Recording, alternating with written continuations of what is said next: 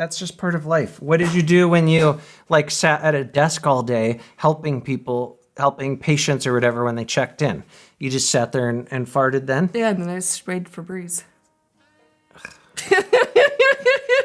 What? You somehow managed to not fart the first 2 years of our relationship. So don't tell me it can't be done. You can't even smell it. Hey guys, what's up? It's Matt and V here, and today we have a little story time about how we met 4 short years ago. Not only how did we meet, but how did I get her? That's the question that we get a lot.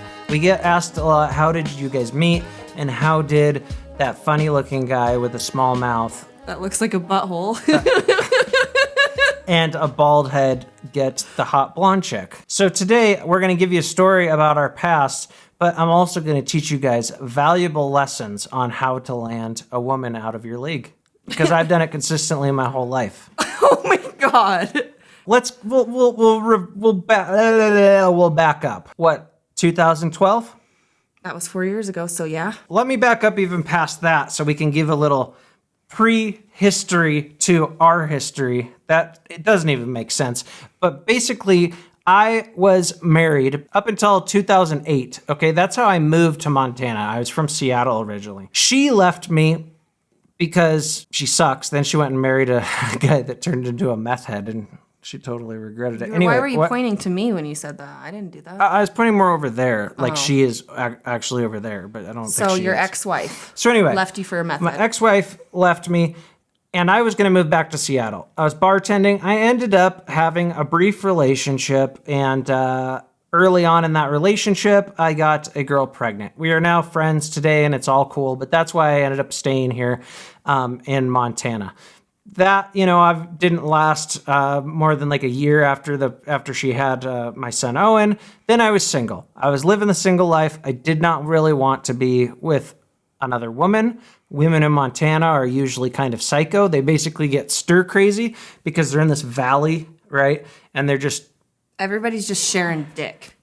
That's disgusting, but kind of, right? It's a small town. So it's like if you go out and you start dating somebody as a 30-year-old, odds are you know somebody that person already dated. Yeah. That's how it is here. And so it is kind of gross. It's kind of a Eskimo brothers. a cesspool of filth and whatever. Now, that's my backstory. Then her and I became friends. Do you want to give your backstory from before we started dating? So my backstory is before Matt, I was dating somebody as well, and we had broken up, and it was a really bad relationship. It was a bad breakup.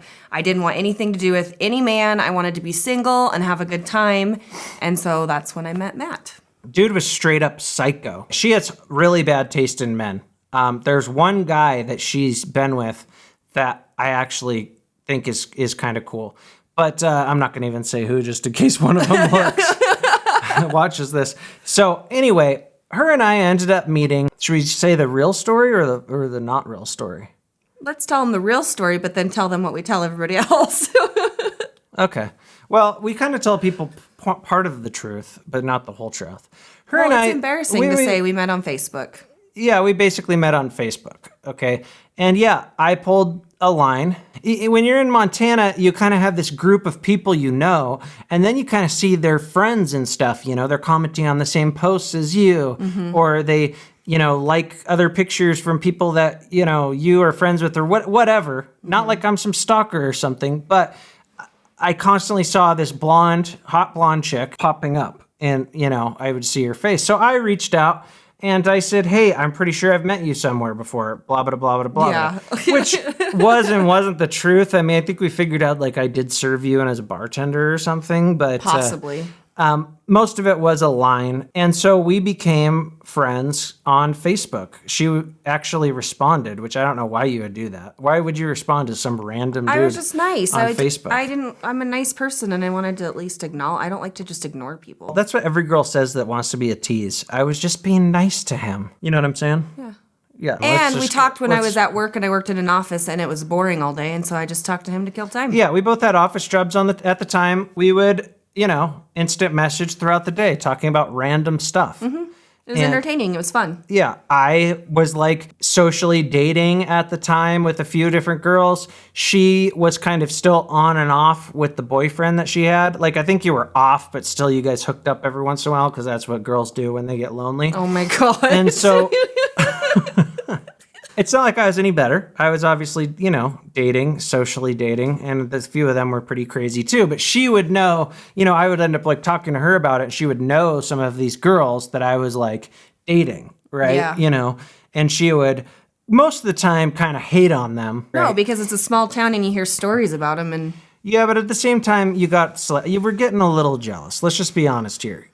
You weren't used to a guy talking to you and becoming friends with you and not acting like he was super hardcore into you. No, I had an issue with the girls that I was like. Especially in a small town, most of the guys, strangers that she would run into, treat her like a princess and stuff, which she should be treated like a princess sometimes. But I'm saying, like, first thing, you're so gorgeous, you're beautiful.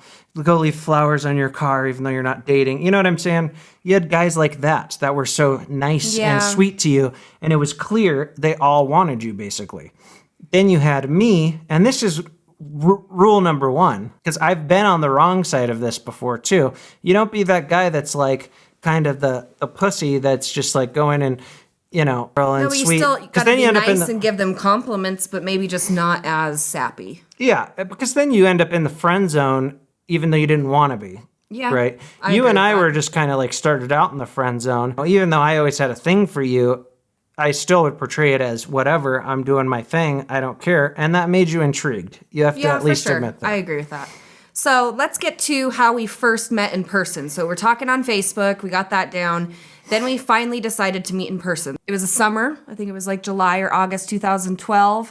And there was this thing called Margarita Monday at the Raven, which is a little restaurant. They have live music, drinks. Is the place to be on a Monday night. In the summers, people Yep. go there. Yeah. And so he was going and I was going with my friends. And I said, well, maybe I'll see you tonight. And yeah. No, we danced. No, you tried to dance with me, and that guy with the pink hat was dancing with me. Oh, yeah. I tried dancing with her. We talked a little bit, even though I talked to your friend more. You were kind of shy. And then I think you still weren't exactly even over your ex at that point or something. And so then when was the time we hung out after that? I remember. I think after that was when Sarah's my best friend, we worked together and we would go to happy hour after work. We'd have a big, long, stressful day and we'd go to happy hour after work. And we'd sit outside at Patty's, which is this another little bar outside. And I invited Matt to come along because I was thinking to myself, this guy has to at least be able to hang with my friends if he's ever going to have a chance. You got to be able to tolerate our morbid stories about dicks and vaginas and farts and poop. Yeah, they both work in the medical field. And if you have ever dated a girl that works in the medical field, I've dated a few. They all are pretty freaking dirty. I mean, once you have to give a catheter to an 80-year-old man and you have to wipe the butt of whatever, some dirty hobo, your minds get dirtier get a little and dirtier. desensitized. Yeah, you get desensitized. So every woman in the medical industry is pretty gross. And so I'd go out with her and her friends. Sometimes I'd meet them for happy hour, and they were absolutely disgusting. But I wanted to see if you could hang. And so we would all sit around the table and we'd all have our drinks and we would all share stories, everything from, awful sex stories to your most embarrassing moment and everything. And I remember That's when I first heard about her poop story that we shared on this channel a few months ago. Yeah. I mean, it's pretty early on.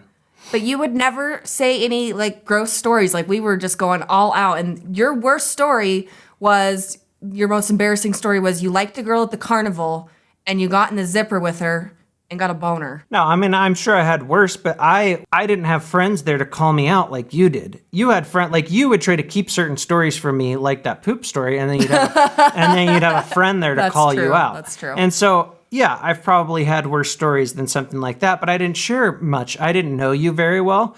I was still laughing and That's joking. how you get to know I was still somebody. laughing and joking, but no, I don't think that you necessarily need to get to know somebody by saying your most disgusting stories right off the bat. Okay. Agree to disagree. Well, I mean, come on. I mean, probably the most disgusting thing I've ever seen was childbirth. That was freaking awful. I mean, it was... Bleh. This is about how we met. Okay, anyway. Back on topic. So that kind of went back and forth, hanging out, in groups with friends. We stayed friends for a while. And then we'll share this embarrassing part of that whole equation. Before we actually started dating, are you going to talk about when you got punched in the face? Yeah, but even before then, because we had already kissed before then. So I didn't have a license at the time. Okay. Oh, yeah. I had lost my license. And for some reason, she didn't care. I mean, I was embarrassed about it. She didn't care because she had dated basically losers her whole life. So she was kind of used to that. So I just kind of fell right into it. She would always drive me home after we'd go to the bar and stuff. Like I'd maybe walk to meet her and then it'd be late. And so she'd give me a quick ride home because where I live, it was really close to like the bar they would go to for happy hour. And so then one of those nights we kissed in your car. I remember that. And you always played the same freaking 10 songs over and over CD. on your freaking CD. That one song, I Run Away. I'm wide awake. I'm wide awake. Da da da da da da da da da da da da. Same CD for probably a year. I know, I love that. Playing in that car. So anyway, we kissed. I will say this. At that point in our lives, her and I both went out quite a bit. Okay. We'd go out like when our kid, because we both had kids from past relationships when they were with their, other parent or whatever. And we kind of stopped going out as much once we kind of got more serious and stuff. But anyway, we went out one night to a bar and in pops her psycho ex-boyfriend. He had already been bugging her a lot. You had him like blocked on Facebook, right? Mm-hmm. I think you were considering, oh no, you didn't do the restraining order yet at that point, I don't think. You blocked his phone number, all that, which drove him even crazier. Yeah, because then he was emailing me. Because then he just couldn't, he ran out of things to like lash out at. And so he had to come find you personally sometimes to basically start shit or whatever. He'd like knock on your window. I remember the first couple of times staying at your house and you being all freaked out, and we were worried that he would come try to break in or something. I know, and I had the bear spray. Yeah, so I run into him. Or no, we run into him at the bar, right? I kind of just, keep my distance. We had a group of friends there. And so, like, I'm kind of, like, playing it cool, talking to other guys, too. She's talking to her friends. He came up and bugged you once. I remember that, outside. And I kind of went out there and just said, like, dude, leave her alone, blah, blah, blah. And then he kind of walks off. So I'm at the bar chatting with a friend or whatever. You were ordering us drinks. Ordering us drinks, but then there was somebody else right there, too, I think. And he walks up and freaking just blasts me right here, right? Yeah, that's why you have that scar right there. I got knocked out. I mean, I've never really been knocked out before. I'd been punched before. I'd had black eyes before, but he like knocked me out for a good, 10 seconds. I was pretty inebriated. I had had quite a few drinks too. So he punches me, knocks me out. No, he went like this once and then went uppercut once because I had one right here and then one right there. I had to go to the hospital. I had to have stitches. All that. It was like, I don't know, $5,000 in medical bills or something. She ended up placing a restraining order. I sued. I pressed charges just so he'd pay the medical bills and all that. And then he finally went away. Yeah, and then I felt so bad for you that I decided to start dating you. That's really kind of what escalated it, is that I took a blow from her boyfriend and she came to the hospital with me and everything. And he kind of made us more serious. At the time we were like making out and like just going slow, You weren't sure if you wanted a serious relationship. We weren't like, neither of us were like really pressing it. But having that dramatic situation brought us closer together. So I appreciate that. You know who you are out there. Oh my God. If you're watching this, which it wouldn't shock me if you were because you're fucking crazy, thank you. Oh my God. Anyway, so since then, we've been together for 4 years. About a year after we started dating, year and a half, we moved in together. We've lived through a lot already. She was in nursing school for like the first 3 years. I was just like consumed in school. Grumpy as hell. Yeah. Because you were working at the same time and going to nursing school. And so we had ups and downs, and we're still together. And now I think we're both at the point where, I'm 35, she's 32. Neither of us are really like, do I really want to uproot this? Like, once you get to a certain age, in your 20s, you're like, fuck it, moving on. I'm done with you. In your 30s, it's just like, yeah, we fight. And sometimes we get mad at each other and we'll hate each other for a day or two. But it's just too much work to break up. But I love you. I love you too. No, I'm joking. We actually really do love each other quite a bit. As far as the marriage thing, because that's another question that gets asked all the time. We've both been married before. and we basically have a common law marriage now, but do we really want to? No. I mean, I don't feel like it would do anything different for No. us. And on top of that, if we got married, you'd probably have to pay child support to your kid's dad. That's probably the main reason. We don't want to Marriage. joint incomes for things. Mostly just marriage. Marriage would suck. So, no diss to any of you guys that like marriage, but we're Not cool for with us, that. and we're okay with that. Maybe someday. She keeps knocking on me about wanting a baby every time she sees a baby at the hospital. She's kind of going through that. I think you're going through that My last... midlife crisis. No, not midlife. My but you're eggs are getting old. Yeah, your eggs are starting to age a little bit, and they're just saying, Do you want one last baby? spray me. Ew. Spray me. Fertilize me. And those eggs are just weeping and crying out to you. Yeah. If you guys want to know anything else about our lives, go ahead and ask down in the description. There's actually quite a bit that I could talk about with other things, and I'm sure you could too. Like me being raised a Jehovah's Witness and that whole thing and blah, blah, blah. If you guys like stories like this, let us know. Let us know in the description. Go ahead and give this video a big thumbs up if you liked watching it and learning about our dysfunctional relationship. You're not motivating them to hit the like button very much. You better like Punch that button. No, they can't like the button. They have to smash it. Smash that like button. Smash it. Smash it. Why am I so awkward? Blast. Blast. Finger blast. All right, guys, that about wraps it up for this one. Make sure to watch for our next video on Friday. Remember, Mondays, Wednesday, Fridays, we upload, and we're going to keep this going for a while. Thank you all so much for tuning in. Thanks for watching, and we'll see you next time.